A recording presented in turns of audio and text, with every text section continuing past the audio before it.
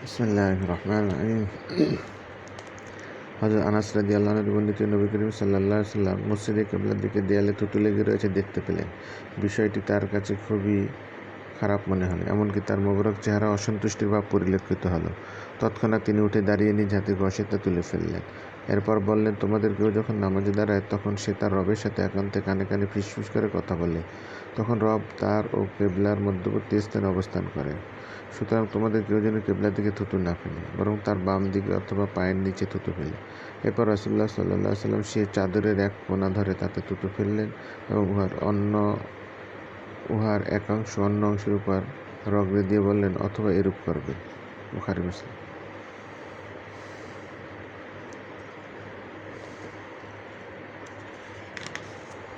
হযরত ইবনে ওমর রাদিয়াল্লাহু আনহু বর্ণিত তিনি বলেন, রাসূলুল্লাহ সাল্লাল্লাহু আলাইহি ওয়াসাল্লামকে বলতে শুনেছি, তোমাদের প্রত্যেকেই দায়িত্বশীল, সুতরাং তোমাদের প্রত্যেকেই তার অধীনস্থদের দায়িত্বশীলতা সম্পর্কে জিজ্ঞাসা করা হবে। শাসক জনগণের দায়িত্বশীল, সে তার অধীনস্থ জনগণের সম্পর্কে জিজ্ঞাসিত হবে। পুরুষ তার পরিবার ও সংসারের দায়িত্বশীল, সুতরাং সে তার পরিবার ও পরিজন সম্পর্কে জিজ্ঞাসিত হবে। স্ত্রীলোক তার স্বামীর ঘরের দায়িত্বশীল, তাকে সেই সম্পর্কে জবাবদিহি করতে হবে।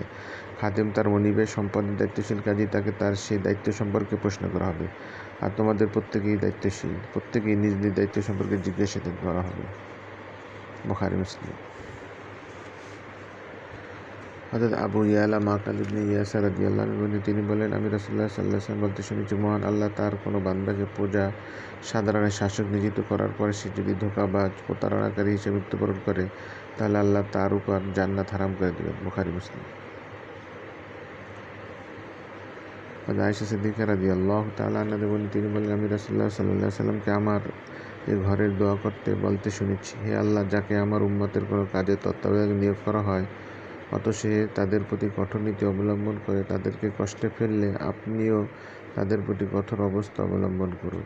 পক্ষান্তরে কাউকে আমার উম্মতের কোনো কাজের তত্ত্বাবধায়ক নিযুক্ত করার পর সে ব্যক্তি যদি তাদের প্রতি বিনম্র আচরণ করে, তবে আপনিও তাদের প্রতি বিনম্র আচরণ করুন। মুসলিম।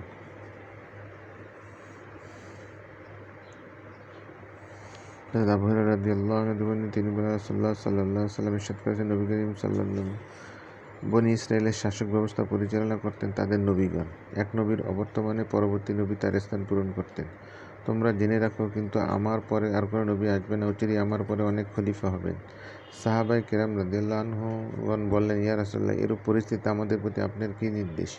তিনি বললেন, যথাক্রমে এক খলিফার মৃত্যুর পর অন্য আরেক খলিফার হাতে বায়াত পূর্ণ করবে। এভাবে খলিফা নির্ধারণ করে তাদের প্রাপ্য হক তাদের দিবে। এরপর আল্লাহর নিকট তোমাদের প্রাপ্য অধিকারের জন্য আবেদন করবে, কারণ আল্লাহ তাদের উপর অধীনস্থদের প্রতিপালনে যে দায়িত্ব অর্পণ করেছেন সে সম্পর্কে তিনি নিজেই তাদের জিজ্ঞাসা করবেন। বুখারী মুসলিম। হযরত আয়েজ ইবনে আমর রাদিয়াল্লাহু আনহু বর্ণিত তিনি উবাইদুল্লাহ ইবনে জিয়াদের নিকট উপস্থিত হয়ে তাকে বললেন, হে যুবক, আমি রাসূলুল্লাহ সাল্লাল্লাহু আলাইহি ওয়াসাল্লামকে বলতে শুনেছি, নিকৃষ্টতম শাসক হচ্ছে সে ব্যক্তি যে তার প্রজাদের উপর কঠোরতা ও অত্যাচারমূলক আচরণ করে। সুতরাং তুমি সতর্ক থাকো যেন তাদের অন্তর্ভুক্ত না হও। মুসলিম। হযরত আবু মারিয়াম আজদি রাদিয়াল্লাহু আনহু বর্ণিত তিনি আমিরে মুআবিয়া রাদিয়াল্লাহু আনহুকে বললেন, আমি রাসূলুল্লাহ সাল্লাল্লাহু আলাইহি ওয়াসাল্লামকে বলতে শুনেছি, যাকে আল্লাহ মুসলমানদের কোনো কাজের শাসক বা তত্ত্বাবধায়ক নিযুক্ত করেন আর সে তাদের প্রয়োজন অভাব অনটন দূর করার প্রতি অমনোযোগী হয়ে থাকে, তাহলে আল্লাহ কিয়ামত দিন তার প্রয়োজন অভাব অনটন মিটানোর প্রতি অমনোযোগী হবেন। এরপর আমিরে মুআবিয়া রাদিয়াল্লাহু আনহু জনগণের প্রয়োজনের প্রতি লক্ষ্য রাখার ও তা পূরণ করার জন্য একজন কর্মচারী নিয়োগ করেন। আবু দাউদ, তিরমিজি।